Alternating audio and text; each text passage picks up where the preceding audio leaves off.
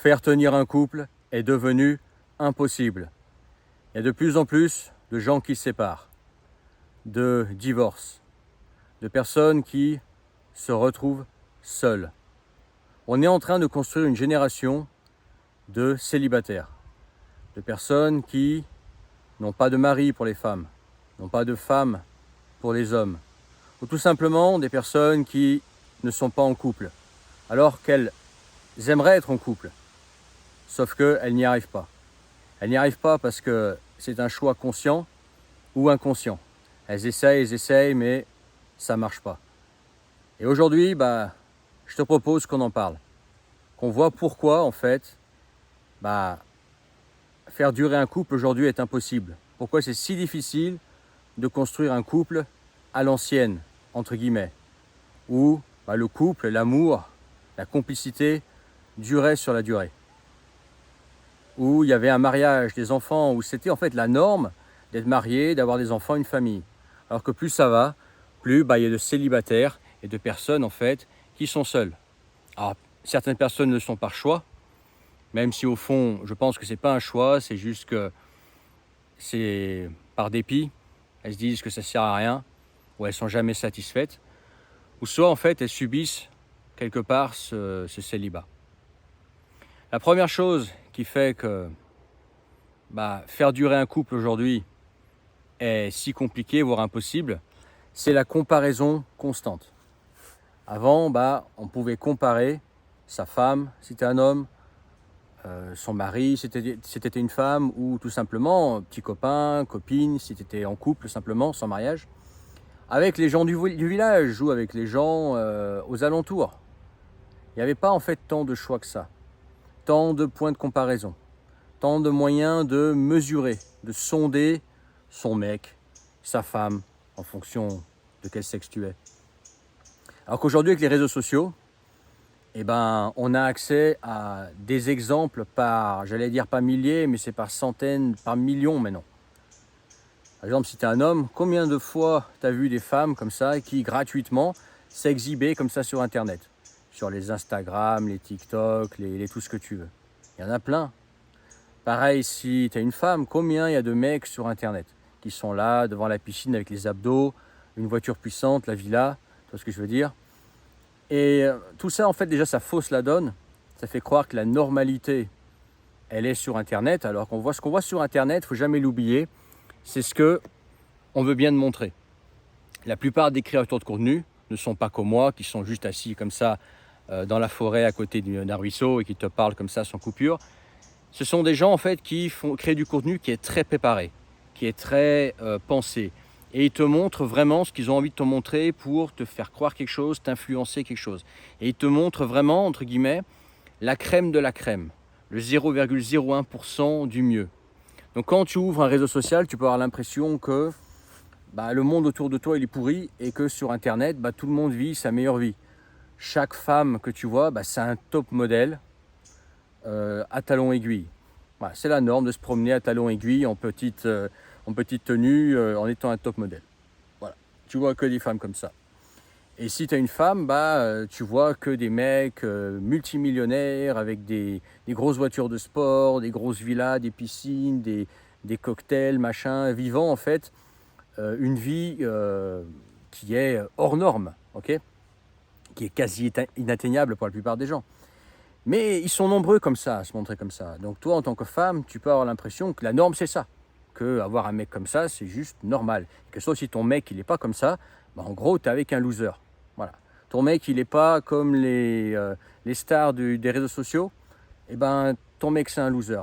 Ta femme, c'est pas le parfait super canon en talons aiguilles avec la culotte quasi inexistante, qui se balade devant des piscines, qui fait des pauses comme ça en bord de mer, etc., ou devant une tour, ou je sais pas quoi, ta femme, elle vaut rien. Voilà, il faut que tu changes de femme. Voilà. Ta femme, elle doit être comme sur les réseaux sociaux.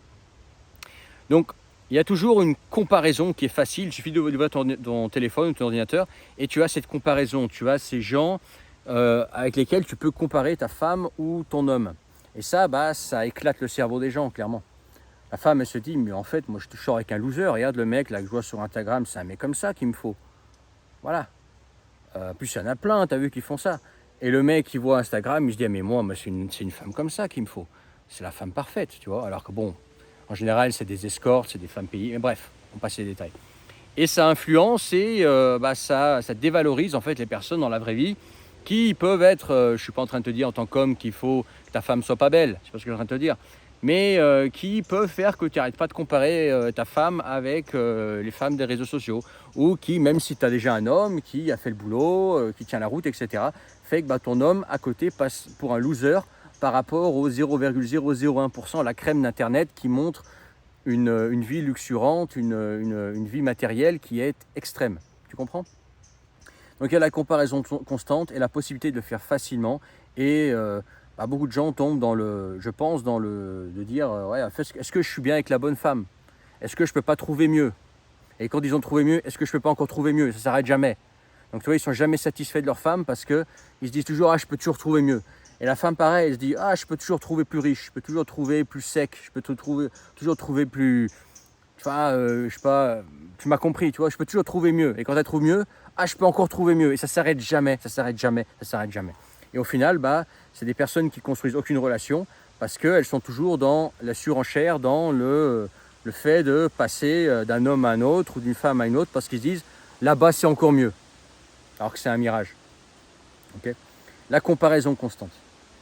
Ensuite, et ça va compléter la comparaison constante, c'est les standards qui sont devenus extrêmement élevés. Moi, je vois sur Internet des hommes qui racontent en fait leur séparation, qui racontent leur déboire avec les femmes, etc. Et ils racontent que des femmes aujourd'hui banales, qui n'ont rien de spécial, qui sont des femmes qu'on pourrait appeler moyennes, qui sont juste lambda, ont des exigences aujourd'hui qui sont complètement hors sol. Toi, c'est genre limite la Magali, pas très bien en forme, caissière, rien contre les caissières au passage, mais je veux dire, pas rien de particulier. Pour sortir avec elle, il faut être un millionnaire, rouler dans une voiture puissante, avoir déjà la villa payée, l'amener en vacances à Dubaï, etc. Tu vois ce que je veux dire? C'est les standards sont devenus extrêmement élevés. Et je dis côté femme et côté homme, hein, je pointe pas que du doigt les femmes, parce que je vois aussi sur Internet des mecs qui tombent dans l'autre extrême. Des mecs, en fait, qui se mettent des barrières trop hautes. J'ai envie de te dire, tu les atteindras jamais. Déjà rien que si tu te mets avec une femme, sur le long terme, ta femme, elle va vieillir. Tu vois, donc tu ne seras jamais avec ce même super canon de 22 ans, etc. Ta femme, elle va vieillir, à moins que tu changes tous les 5 ans, et encore. Tu comprends? Donc tu ne peux rien construire sur le long terme avec ça. La femme de tes enfants, un jour, elle sera vieille. La femme de tes enfants, un jour, elle aura 60 ans. Voilà. Donc tu vas faire quoi du coup? Voilà. Et c'est pareil pour les femmes. Les femmes qui ont des exigences aujourd'hui matérielles qui sont complètement hors sol. Alors que la plupart des mecs, ce sont des mecs moyens. Il n'y a pas de problème à être un mec moyen. Mec moyen, je parle notamment matériellement, tu vois. Mais voilà, il y a toujours cette comparaison, ce fait que lui il a ça, donc je peux avoir ça. Donc tu vois, c'est de l'insatisfaction continue en fait. Les gens sont plus satisfaits aujourd'hui. Ils sont des éternels insatisfaits. Ils ont trouvé quelqu'un avec qui il a un bon caractère, qui leur correspond physiquement, etc. Bon, ils veulent toujours plus, aller chercher plus loin. Et puis au final, un jour, ils se retrouvent à 50-60 ans. Ils se disent, j'ai rien construit en fait. J'ai toujours changé de nana parce que elle commençait à devenir trop vieille, elle commençait à avoir des rides, elle commençait à avoir ceci, etc. Ah, j'ai toujours changé de mec parce que j'ai mon mec, il a perdu tout son pognon. J'ai un mec il s'est pris un crash, il a perdu tous ses investissements, donc je me suis barré. Ah, j'ai largué ce mec-là parce qu'il avait une bonne boîte. Quand je l'ai rencontré, il gagnait bien sa vie, il roulait en Porsche. Puis sa boîte, elle a foiré, du coup je l'ai plaqué. Je suis allé chercher un autre mec qui roulait en Maserati, qui avait une boîte qui fonctionnait mieux. Jusqu'à ce que lui, aussi plante sa boîte ou fasse une connerie. Donc du coup, au lieu de l'aider à sortir de ça, j'ai préféré aller voir un mec qui avait déjà tout. Toi, ça s'arrête jamais. Mais on est en train de tomber là-dedans, hein. On voit de plus en plus. On est en train de tomber là-dedans, de personnes insatisfaites, toujours vouloir plus, alors que ce que tu vois notamment sur les réseaux sociaux, c'est très biaisé. C'est du marketing, tu vois. Autre chose, et ça je le vois en fait, c'est que le célibat, en règle générale, le fait ne pas vouloir construire un couple sur le long terme, soit voilà, être dans une relation long terme. Je ne te parle même pas de mariage, d'avoir des enfants, etc. Le fait d'être un espèce de célibataire à vie, c'est en train de devenir un état d'esprit qui est en train de s'ancrer dans la société en fait. Un espèce d'état d'esprit. Les gens en fait ont changé. J'ai fait une vidéo là-dessus récemment sur le fait que les gens ont changé, mais en fait, il y a plus, comment dire, cette idée, cet idéal de construire quelque chose sur le long terme avec une autre personne. Maintenant, tout est consommable. La femme est devenue consommable. On le voit avec les fameux MGTOW qui vont aller tirer des coups à Pattaya ou quelque part aux Philippines, etc. Donc c'est la femme à consommer, tu vois. Et aussi l'homme à consommer, quoi. L'homme, voilà, on se met avec lui, on lui pompe son fric tant qu'il a du fric. Puis le jour où on n'a plus besoin de son fric, on le plaque et on va voir un homme plus riche, tu vois. Tout est consommé aujourd'hui. Ou dès que voilà, l'homme il commence à avoir un peu de barbe blanche ou avoir une calvitie, tiens, on prend un homme qui n'a pas ça, etc. Toi, c'est vraiment tout devient à consommer. C'est la consommation des humains, tu vois. Alors que dans le couple, etc., ça va au-delà que ça, quoi. Tu vois, je suis pas anti-business du tout, au contraire. Mais dans un couple, tu n'es pas dans le, comment dire, dans cette relation-là, quoi. Ou alors tu construis rien. Tu retombes dans l'éternel célibataire qui n'est jamais satisfait, qui voit en fait le sexe opposé comme du à consommer. Voilà, une glace à consommer et puis je jette le bout de papier. Voilà, tu vois. Chacun dira que c'est bien, d'autres que c'est. Chacun dira ce qu'il voudra. Il y en a qui diront que c'est bien, d'autres que c'est mal, etc. Chacun fait ce qu'il veut et je suis pas en train de faire le donneur leçon à dire il faudrait pas que tu sois comme ci, cela. Tu vois, moi je m'en fous. Moi, tu vois, je suis comblé niveau couple, j'en ai rien à cirer. Je fais juste un constat général, ok. Mais voilà, les gens ont tout simplement changé. L'état d'esprit général a changé. Okay. Les enfants sont devenus moins importants. Tu vois, les enfants ont été repoussés de plus en plus. Ensuite, c'est plus difficile d'en avoir. Et c'est moins important. Avant, les enfants, ça faisait partie aussi du socle. Voilà, il y avait une notion de transmission de savoir, transmission de quelque chose de gènes. Aujourd'hui, il n'y a plus ça. Maintenant, c'est plus une notion de je profite de la vie. Avant de je transmets mes gènes, tu vois. Je ne dis pas que c'est bien ou pas ou mal, mais entre-temps, c'est comme ça, tu vois. C'est aujourd'hui, les gens sont plus dans je pense à moi, je pense à profiter de la vie, tu vois. Il y a plus trop ça, quoi, tu vois. Voilà, en gros, ce qui fait qu'aujourd'hui, faire tenir un couple est vachement difficile. Autre chose, il y a de ça eu les différentes idéologies, le féminisme, le wokisme, etc., qui a quand même pas mal mis de saloperies dans le cerveau des jeunes femmes notamment, ce qui fait qu'elles construisent rien, et puis un jour, elles ont 40 piges, elles se réveillent, et me disent « j'ai pas de gamin, j'aimerais bien avoir un mec, ouais, j'ai passé 20 ans à me faire sauter, et maintenant, il n'y a plus de mec qui veut de toi, et puis c'est trop tard pour avoir des enfants. » Il y a beaucoup de ça aussi, tu vois.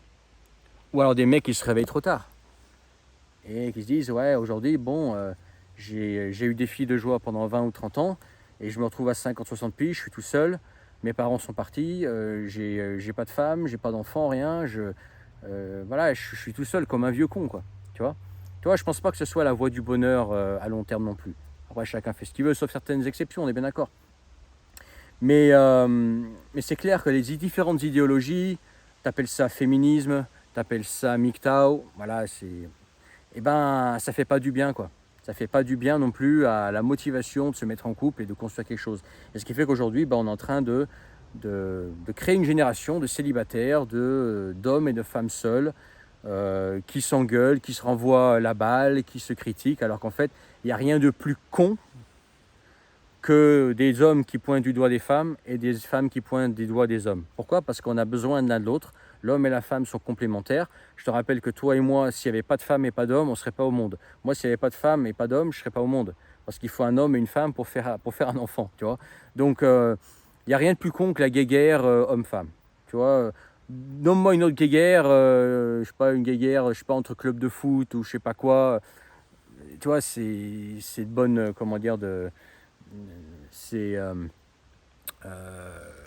j'ai oublié l'expression, mais la guerre homme-femme, c'est d'une débilité, c'est juste de l'autodestruction en fait, l'autodestruction de l'humain. Les hommes et les femmes, ils doivent être soudés et ils sont complémentaires naturellement, la nature est faite ainsi, et puis ils doivent être soudés, parce que c'est ça en fait qui fait perdurer un pays, une nation. S'il n'y a plus d'hommes-femmes qui s'accouplent, tu es sur une nation qui est en train de mourir. tout simplement. Je te laisse là-dessus, fais-moi savoir en commentaire ce que tu en penses et partage cette vidéo, je pense qu'elle est importante. Arrête en description le premier lien, tu peux rejoindre mes contacts privés, recevoir gratuitement encore tous mes messages, ne les loupe pas, et faire partie aussi du canal Telegram gratuitement. Tu trouveras ça en description. Pareil, si toi tu veux changer de vie, tu veux ouvrir une nouvelle page, d'ailleurs nouvelle page c'est le nom du service, fais appel à mes services, contacte-moi, on voit ce qu'on peut faire ensemble en fonction des disponibilités du moment. Il y a des fois où je suis plus disponible que d'autres, etc. Sinon, tu réserves un appel visio. Ça s'appelle Nouvelle Page. C'est mon service d'aide au changement de vie. Tu veux quelqu'un qui t'accompagne, qui a de l'expérience là-dedans, qui t'écoute, qui te soutient là-dedans, eh ben je le fais. Voilà. C'est dans la description. Tu peux, par exemple, développer des revenus alternatifs. Ça peut être sur Internet. Moi, par exemple, ça fait 9 ans que je gagne ma vie sur Internet. Ça peut être l'apprentissage d'un métier manuel, te réorienter, apprendre de nouvelles compétences. Ça peut être une expatriation. Si par exemple aujourd'hui tu es seul en tant qu'homme, l'expatriation, au moins à court terme, ça peut t'aider à augmenter tes chances. Ça peut te changer de région. Par exemple, toi tu es déjà en couple et ta vidéo elle t'a pas du tout parlé. Parce que comme moi, tu es marié, tu es en couple, tu es bien, et toi tu veux juste être peinard tranquille, tu peux aller te mettre dans un coin sympa avec ta femme et vivre tranquillement. Tu vois, éventuellement fonder une famille, avoir des enfants. Qu'est-ce que tu en penses? En tout cas, on sera amené à changer de vie plusieurs fois. Ça c'est clair. Donc, regarde en description et je crois que j'ai tout dit. Fais savoir ce que tu en penses en commentaire, mets ton pouce en partant et je te dis à plus tard pour une autre vidéo. Allez, ciao!